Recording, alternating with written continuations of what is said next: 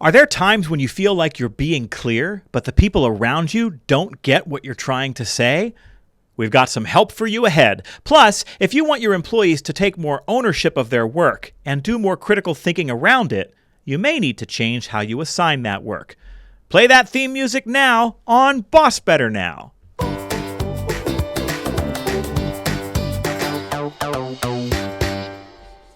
You're listening to BossBetter Now. The show is sponsored by Joe Mull and Associates. Now here's your host, speaker, and author, Joe Mull. That was like a big kind of Ed McMahon going to Johnny Carson, really dating myself now, on the intro there, Suzanne. Wow, I love the energy. I wanted to do it up big for you, Joe. Felt like it was a good day to give it a little more punch. And the reason Suzanne is saying that, friends, is that this, right now, today, is our 100th episode of BossBetter Now. Yay! Got to bring the noise effects there, the sound effects there. I cannot believe it is our 100th episode. I don't even know what to say about that. I've so enjoyed doing this show, and when I first started out, I had no idea whether this would be a one-year thing or a multi-year thing. So we have just moved into the start of year 3 for the BossBetter Now podcast. We do a little bit of a hiatus in the summer, and so that's why there hasn't been a new episode every single week for 3 years straight. But 100 episodes is still pretty significant, right? Joe, 100 is a lot. It's a lot. It is a lot. And I'm so proud of you because, to make that decision, number one, then to make the commitment, then to keep it on to find relevant content and making sure you're finding and being creative enough that you're reaching your listeners and meeting their needs. I'm proud of you, and I'm proud to be part of it with you.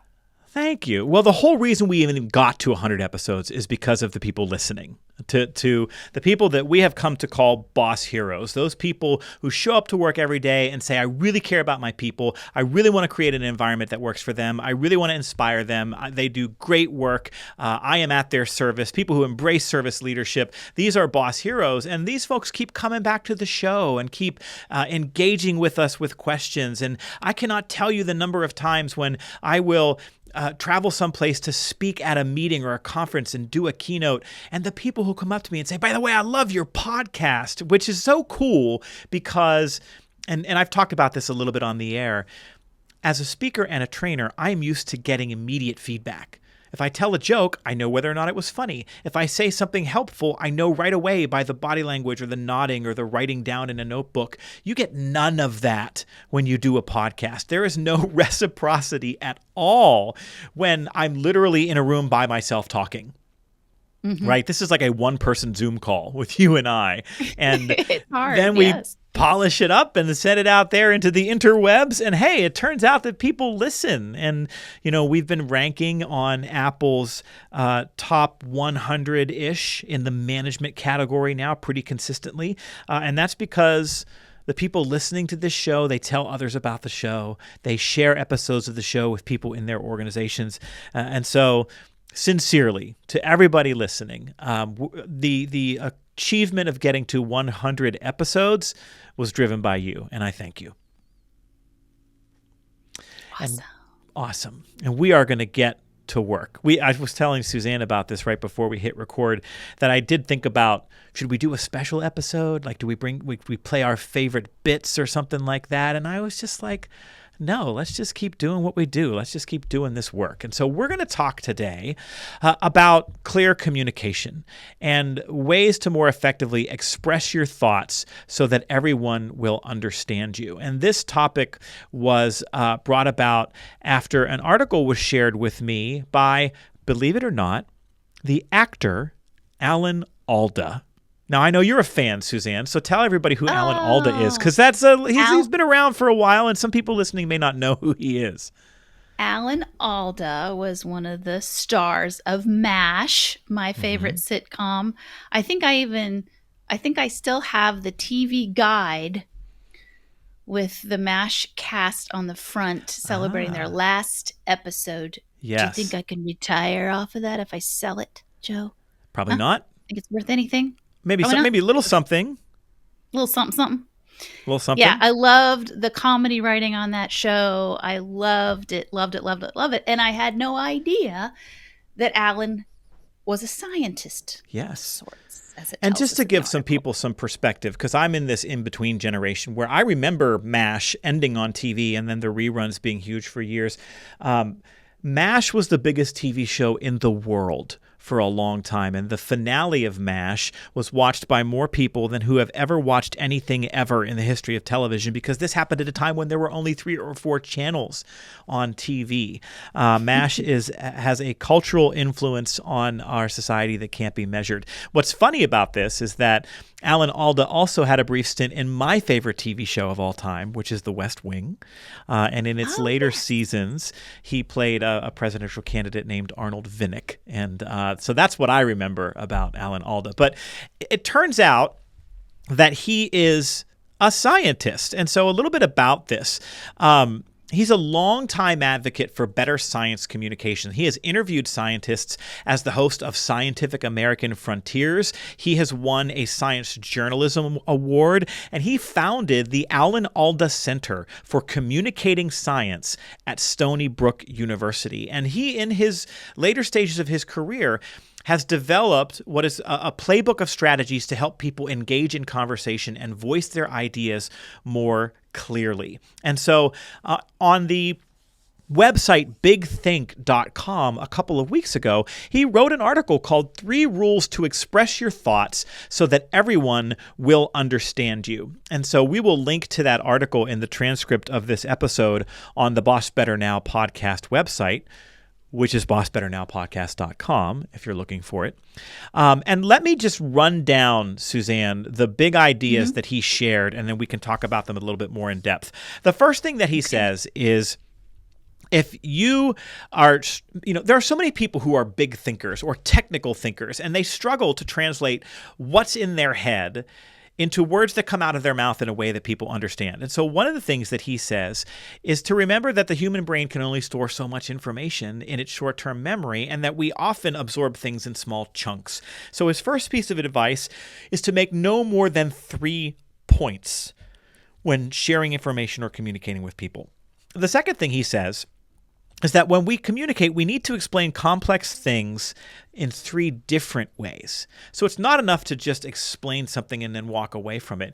You might need to come up with different ways of attacking that explanation. For example, use a metaphor, or for example, do something visually on a flip chart or a dry erase board, or explain it as this means this, not that. And then the other piece of advice he gives us is to focus on repetition. Whatever your big ideas are, find a way to repeat them 3 times. So he gives us this beautiful framework of 3 by 3 by 3, right? Make 3 points, explain your complexity in 3 different ways, and then use repetition 3 times to reinforce the big idea. But more than anything else, he says that alone is not going to help you communicate effectively. There's another ingredient that is of critical importance, and that is what he calls connection. He says the true heart of communication is connection, and that your goal shouldn't be to enthrall your audience with a creative metaphor or witticism. That's really about rhetoric. It's really about building a connection with the people across from you that is deep enough for your communication to work.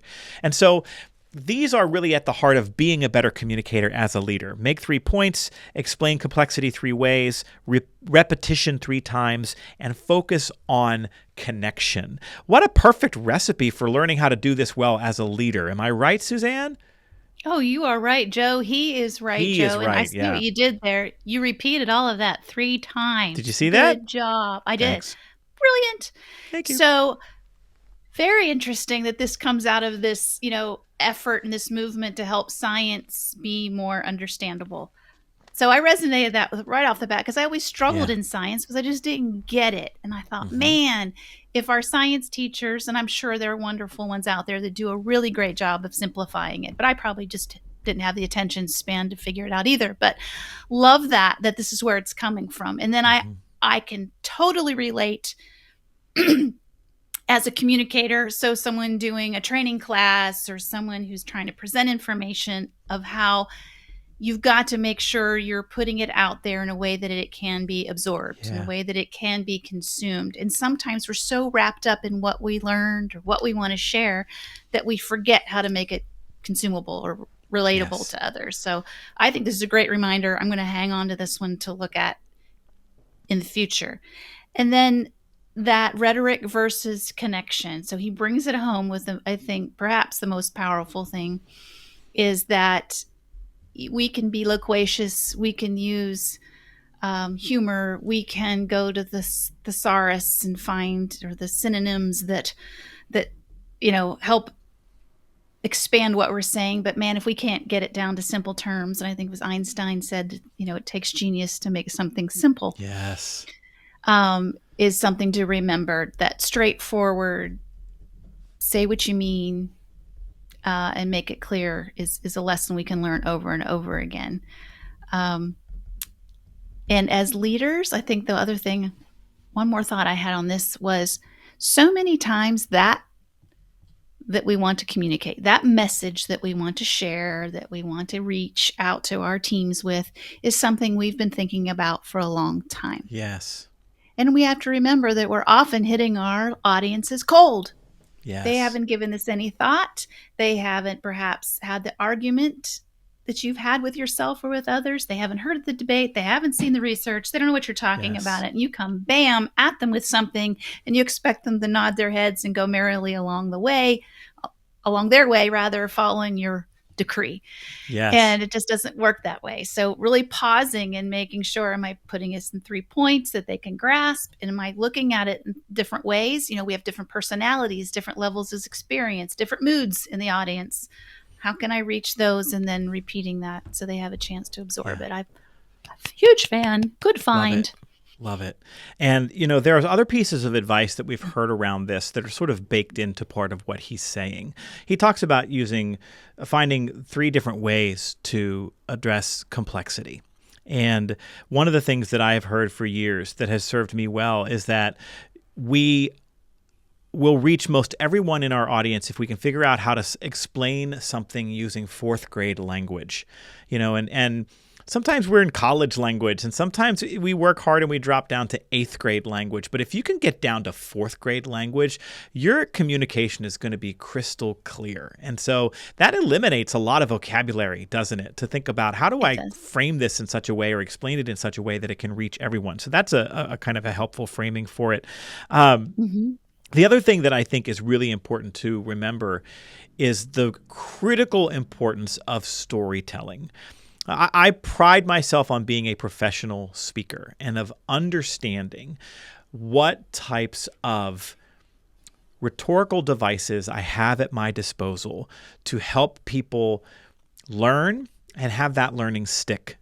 And I will pound on the table, bang, bang, bang, to make this point again and again, which is that stories are the most memorable form of communication out there. You can share data. You can make your big 3 points. But that connection that he's talking about, that stickiness for your big idea, also comes from stories. When I go and do keynotes, if I see people weeks or months or even years later, they don't remember the data point I made, or they don't remember the diagram I put on the flip chart. They remember the stories. People will come to me and say, that whole I Cure Cancer story that you told, or the story about your son and the puzzle that he couldn't finish. We remember stories because they activate a different part of our brain. And so as a device for communication, don't hit me with reams of financial data about what happened last quarter. Give me the 2 or 3 big stats and then say, let me tell you what this means.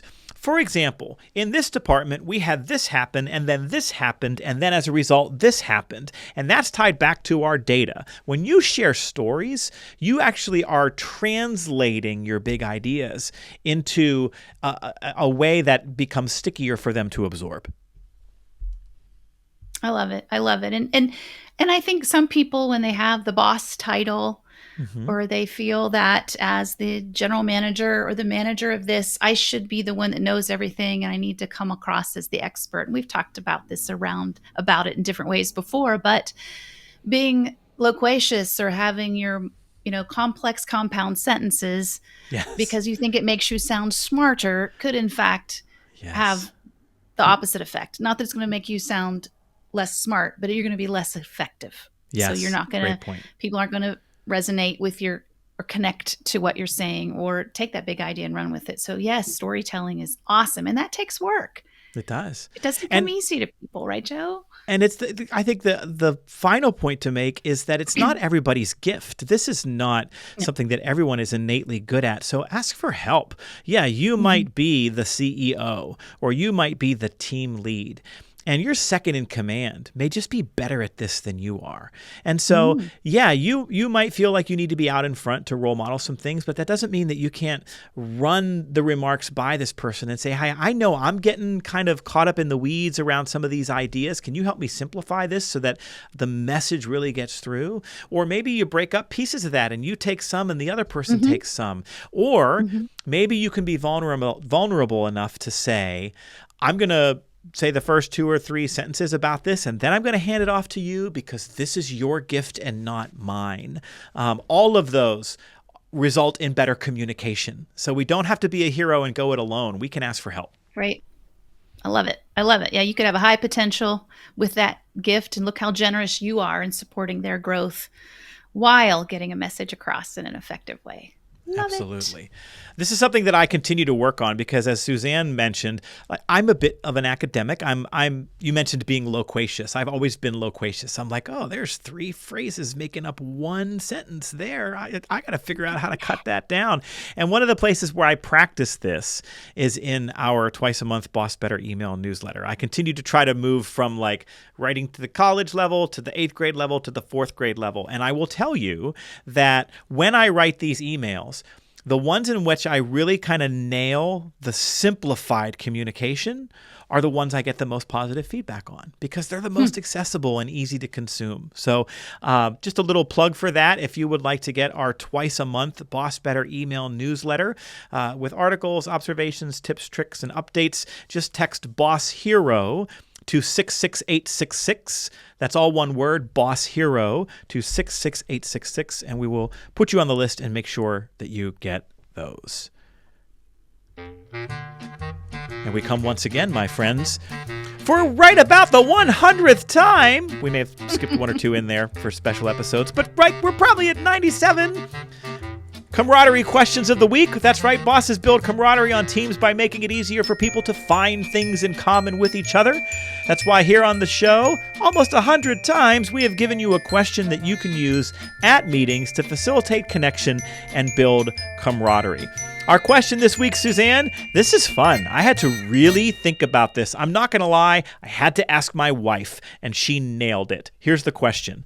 Name a special occasion you celebrate, but that most others don't. You want me to go first? I always make you go first on this, don't I? Yeah, you do it. Go, Okay. Joe. All right. So I did. I stared at this question, and I'm going, January, February, March. I'm like going through the year, and nothing stood out. So I texted my wife, and I said, hey, I got to answer this question on the podcast. What's a special occasion we celebrate, but that most others don't? Uh-oh. And her answer is the right answer for us. It's the start of Lent, but we are not Catholic. The reason we celebrate the start of Lent is because it's fish fry season in Western Pennsylvania. Yes. And we love a good fish fry. If you're listening to this and you live outside of this region, you may have no idea what we're talking about. But in Western Pennsylvania and a couple other parts of the country, but for sure here, when Lent hits on the calendar, churches and fire halls every 3 miles hold these fish fries as fundraisers for their churches, for their fire departments. And people in droves go out on Friday night. So every Friday night during Lent, you can go to a different fish fry in Western Pennsylvania. And let me tell you, you are going to eat, and you're going to eat well. We get breaded fish sandwiches. We get halushki. We get pierogies. We get mac and cheese. We get coleslaw. We get homemade desserts. It's all homemade. You gain 15 pounds during this time of year. But man, is it good. So we do. We get excited for Lent, for fish fry season. I love a good fish fry. That's a great one. I love that one. So, and I think it's a good thing to celebrate for sure. Yeah. And I struggled too, Joe. I didn't phone a friend. I left myself on my own. And this is something that we used to celebrate, but don't anymore. But this for you young parents out there, school-age children. So many times kids celebrate the last day of school, right? Yes. And I know when my kids were young, that could have involved silly string and shaving cream and whatever thing comes along that they do to celebrate. But my children and I, we celebrated the last day of summer. Oh, okay. Yeah, because typically they're not maybe they're not in a good mood, depending on the child, right. Or you're just fussed up about new bedtimes or getting the clothes or fighting over what we're going to pack for lunch. So for many years, I had just an end of summer celebration to kind of indicate the transition we were all about to go into. So we'd do something fun, have a party, even with some neighborhood kids. And I think that was kind of unique. That is great. And it's a great way to kind of put a final exclamation point, a final hurrah on that summer season before kids go back to school. We kind of do that a little bit too. I always find that day to be really sad, right? Because in my head, it's like, oh, another summer of having young ones is gone, and eventually they're not going to be young. And I get all sentimental about it, but I should reframe it that way. I should make it a celebration. Yes. And for me, I think I looked at it differently. I'm like, woohoo, they're going back to school. Yeah, right. There's a little bit of that too. I was also trying to set the tone of there will be no complaining about going to school. Kind of just a positive thing. It's wonderful. This is great. So good that stuff. Was my answer. I love it. That's the camaraderie question of the week. And Suzanne, I don't even know if you realize this, but you teed me up perfectly for our last segment. And it's been a while since we've done one of these. So I'm excited that we're going to boss like a mother. Still my favorite little musical cue that we have on this show. It's really short, though. Okay. Right, but it's intense. It's bringing the intensity, right? Okay. Yes. So I was thinking about this the other day as I observed my daughter, Lily, who is, more than halfway through her first year of middle school. And I've just been really proud of the ownership she has taken on to be where she needs to be when she needs to be there. And I was thinking about, how much credit do we get for that as a parent versus how much of that is innate in her personality versus what are the other influences that lead to that? And it got me thinking about what our expectations were for our kids around school. And we repeatedly, from the youngest age, made it clear to them that it's their responsibility to handle their business, that we use that phrase a lot, to handle your business as it relates to school. And, when they're real young in kindergarten, first grade, going into second grade, you're right there with the homework and trying to help them get through it. But eventually you kind of create a rhythm and an expectation that you come home from school, you grab a snack and you pull your homework out and you get it done and it doesn't linger. And that has always been an expectation that we had, and that's continued. But last year when my daughter finished elementary school, finished fifth grade, and went into sixth grade, we sat down with her and we said that we needed her to understand that we are not in the business of waking her up for school every morning. We are not in the business of going into her room 3 times to say, you got to get up, because she was having to move up an hour, right? She now needs to get up at 6:15 a.m. every morning, and the bus comes at 7:30. And so she needs to get up. She needs to make sure her bag is packed, if she's taking something for lunch, if she's going to shower in the morning or maybe the night before. But that is all her business that she needs to handle, and that was our expectation. We assigned her this responsibility and basically said, we are here to help you with any of that in the way that you need help, but we are a resource, right? Not something that you're going to rely on for this. And to her credit, she embraced that. And so I have never once had to go wake her up. She gets up with an alarm clock. She just turned 12. I have never once had to pack her bag for her. I have never once had to say, don't forget to do your homework. And I'm very proud of her for this, but I also realize it's oriented, or it's rooted in us assigning her responsibility for it. And it just reminded me of a core principle that I've been teaching leaders for years that I don't know if we've ever talked about here on the show. And that is that if you want people to take more ownership for their work and think more critically about it, we as leaders have to stop assigning tasks and start assigning responsibility. So we see a lot of leaders who will say, I want you to complete this paperwork when it comes in. Or I want you, for example, to create this calendar for our corporate social media platforms. And that's all well and good at first when somebody is brand new. But if you don't move to assigning responsibility over tasks, that person just completely relies on you to know what they need to do and when they need to do it. And then you as the leader, you actually become a bottleneck in the organization because people can't move forward without you. They need to check things against you. What we need to do as leaders is assign responsibility. So I'm going to go to my social media person and I'm going to say, here are the 3 or 4 things that I want to make sure happen on our social media platform all year long.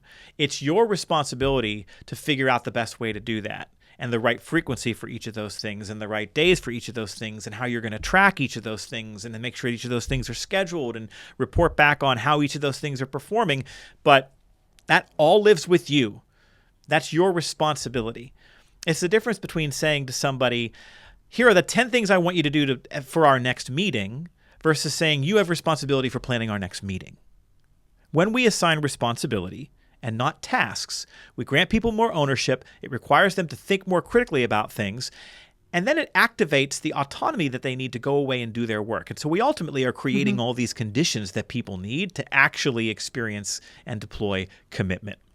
So with all of that said, Suzanne, I know this is something you believe in as well. Don't assign tasks, assign responsibility. What's your reaction to all of that, and how have you seen that work at work? Sure. So great story to start it off with, storytelling.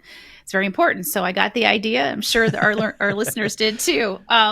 And, our biggest responsibility as adults, as parents, I should say, is to raise adults. Yeah. Right? And so good job on you. Her responsibilities will only grow appropriately as she gets older, and you're setting her up for success. And the same thing you did with your daughter as you did in your example is set those very clear expectations up front. And sometimes that's really hard for leaders, is to sit down, take the time and think about your expectations. You've got to do that before you assign them. And that's hard. And sometimes you change your mind, and that's okay too. But having that open dialogue counts. And unfortunately, depending on some of the people on our team, their parents may not have raised an adult, and you might have to be more patient with going from task to responsibility than you want. That was pretty diplomatic. So, did you like that? Some parents don't believe we believe, right? Or miss that opportunity, let's say. It was, took me months to have Drew own the fact that mowing the lawn was his job now and evermore. And it was about that he ended up with a sense of pride in the work rather than a sense of, I have to do this as a chore. So we went from crop circles to diagonals. His quality of work went way up over time, but it took patience on my part. And as a leader, you be careful because you might slip back into, all right, you're not doing this fast enough. I'm going to slip back into telling you exactly what to do, how to do it, when to do it. So make sure you're taking more of a coaching, patient, supporting someone in that process. The benefit over time, you mentioned it. I will add to it, other than that sense of autonomy that you're giving your team, which means they'll likely to stay, be more motivated. It also takes a little bit off of your shoulders as a boss. If you assign tasks, then you go home and you wake up every day worrying about each and every thing. You've put a bigger burden on yourself. So it does relieve a little bit of the weight off your shoulders and allows you to focus on things that are more important, like thinking through your expectations, working on your storytelling, listening to Boss Better Now, all these things that you want more time for. That's great. That's so well said. And I do not want to leave folks with the impression that this is always easy to do. I will fully admit that I struggle with this. We've got 100 things happening right now with this book launch and all the different places that I need to be and all the different kinds of ways that we're trying to shine a light on the book and amplify the book. And, you got to send it to reviewers, and you got to appear on podcasts, and we got to publish things on social media, and we got to share excerpts and write byline articles. And I was micromanaging that at first. And then I kind of had that moment where it was like, nope, man, you got to practice what you preach here. And that you need to let go of some of the minutia of this and just communicate the end game to people. And so I went to my team and I said, okay, I need you to just own getting me on podcasts as a guest. And I need you over here to just own that we are going to send preview copies of the book to these 25 reviewers. And I need you to own identifying who those are. And I can advise, and we'll talk about it in meetings and stay on top of it. But for me to try to detail exactly how I want it to be done, when I want it to be done, and then reminding people that it needs to be done was never going to work. At the same time, we have to remember that we need to let people fail. So when it comes to my daughter, I will let her oversleep. Now, it hasn't happened yet, but if I look at the clock, You're ready. and it's 7:15 and the bus is coming in a few minutes and I haven't seen her yet, I'm kind of looking upstairs like, do I go up? Do I knock on the door and be like, hey, kid, you coming? And I just realized that there's probably going to be a time when I'm going to be tempted to do that, and I'm not going to do it. Right? Okay. Because they need to experience the consequence of not fulfilling their responsibility. Now, between us, she's an amazing kid. She's never missed it. Yes. So yeah, probably the first time I'm going to be like, hey, you all right? Knock, knock, knock. You good? Hey, you got the bus coming. But if it happens again and again. The day you don't have, you let them sit in it, as they say. Probably say, okay, one of these times I need to let this happen. Right. I was going to say, and if it's a day you really don't have time to take her to school and back again, you're like, get up. Yeah. I think, too, the one thing when I'm working with coaching clients who struggle, so you're not alone out there. None of us are alone. When we think about giving that thing up, it feels risky. It feels, oh, gosh. That failure can have a consequence that we have to clean up, and that's never good. Yeah. That we might then say my fault for later on in a different conversation, right? But what I work on is say, okay, well, what will you do with this extra time and extra energy? So you're a list writer, Joe. I hear you have lists of lists, but that you could turn around and say, one of your lists could be what I will do with my extra time and energy if I delegate. And it could be anything. I don't care if it's take an extra long walk with the dog, help somebody with the laundry, trim the hedges, or read a book, or put work into your work, whatever it is. But you're allowed to do that. And as a leader, your teams aren't growing unless you're making that space for them. Absolutely. So that's the homework here, Boss Heroes. Where can you stop assigning tasks and start assigning responsibility? If you do that, you'll boss like a mother.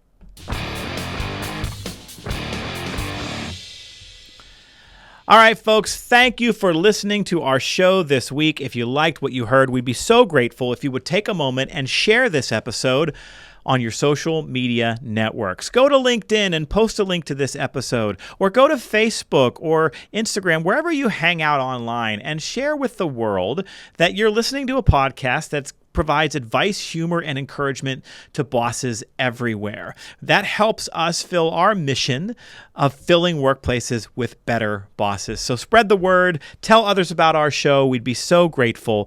In the meantime, thanks for being with us, and we'll see you next time.